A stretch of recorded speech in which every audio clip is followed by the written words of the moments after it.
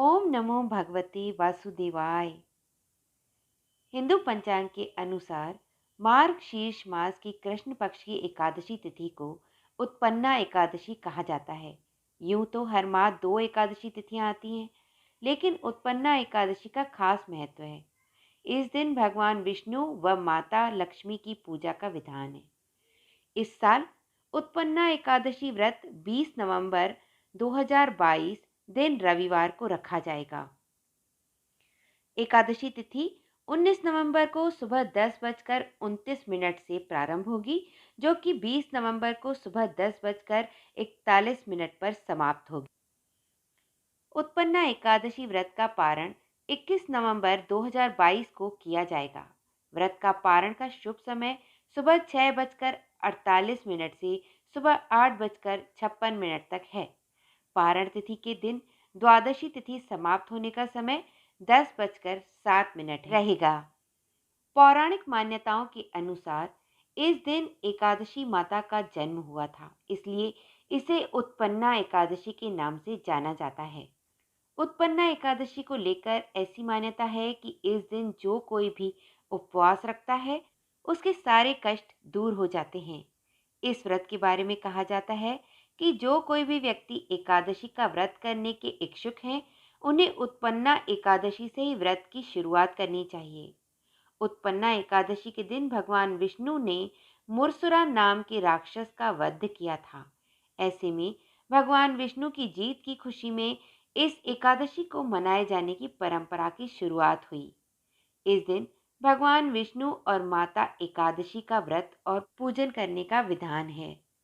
तो आइए सुनते हैं उत्पन्ना एकादशी की व्रत कथा। युधिष्ठिर कहने लगे कि हे भगवान, आपने हजारों यज्ञ और लाख गौदान को भी एकादशी व्रत के बराबर नहीं बताया, सो यह तिथि सब तिथियों से उत्तम कैसे हुई, बताइए। भगवान कहने लगे, हे युधिष्ठिर, सतयुग में मुर नाम का दैत्य उत्पन्न हुआ। वह बड़ा बलवान और भयानक था। उस प्रचंड दैत्य ने इंद्र, आदित्य, वसु, वायु, अग्नि आदि सभी देवताओं को पराजित करके भगा दिया।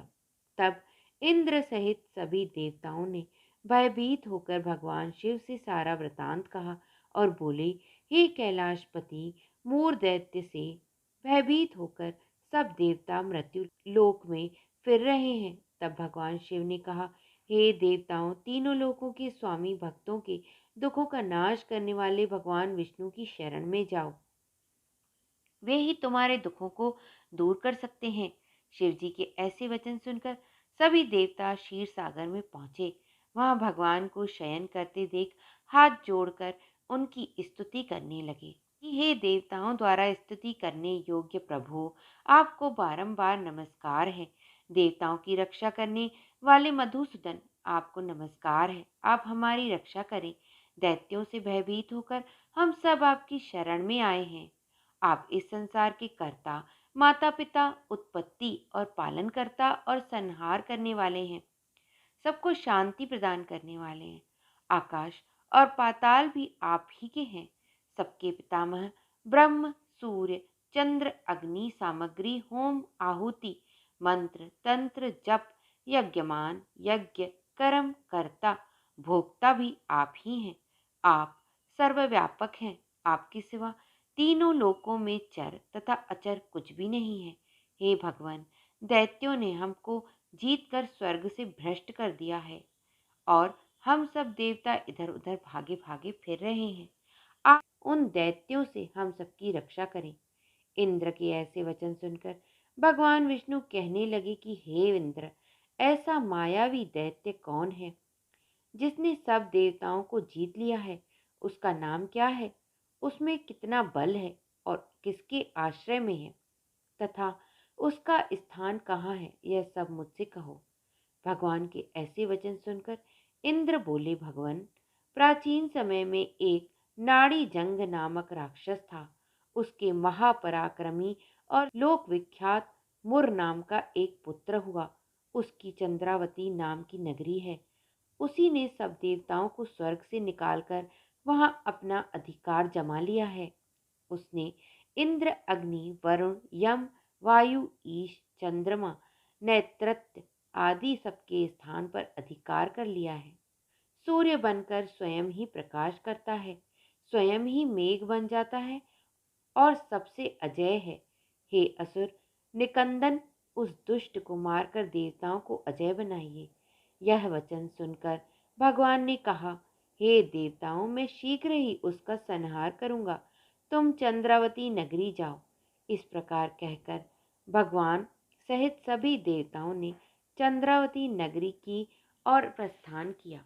उस समय दैत्य मुर सेना सहित युद्ध भूमि में गरज रहा था। उसकी भयानक गर्जना सुनकर सभी देवता भय के मारे चारों दिशाओं में भागने लगे। जब स्वयं भगवान रणभूमि में आए तो दैत्य उन पर भी अस्त्र शस्त्र आयुध लेकर दौड़े। भगवान ने उन्हें सर्प के समान अपने बाणों से बीध डाला। बहुत से दैत्य मारे गए, केवल मुर बच रहा। वह अविचल भाव से भगवान के साथ युद्ध करता रहा। भगवान जो जो भी तीक्ष्ण बाण चलाते वह उसके लिए पुष्प सिद्ध होता। उसका शरीर छिन्न भिन्न हो गया, किंतु वह लगातार युद्ध करता रहा। दोनों के बीच मल्ल युद्ध भी हुआ। 10,000 वर्ष तक उनका युद्ध चलता रहा, किंतु मुर नहीं हारा। थक कर भगवान बद्री का श्रम चले गए। वहां हेमवती नामक सुंदर गुफा थी, जिसमें विश्राम करने के लिए भगवान उसके अंदर प्रवेश कर गए। यह गुफा 12 योजन लंबी थी और उसका एक ही द्वार था।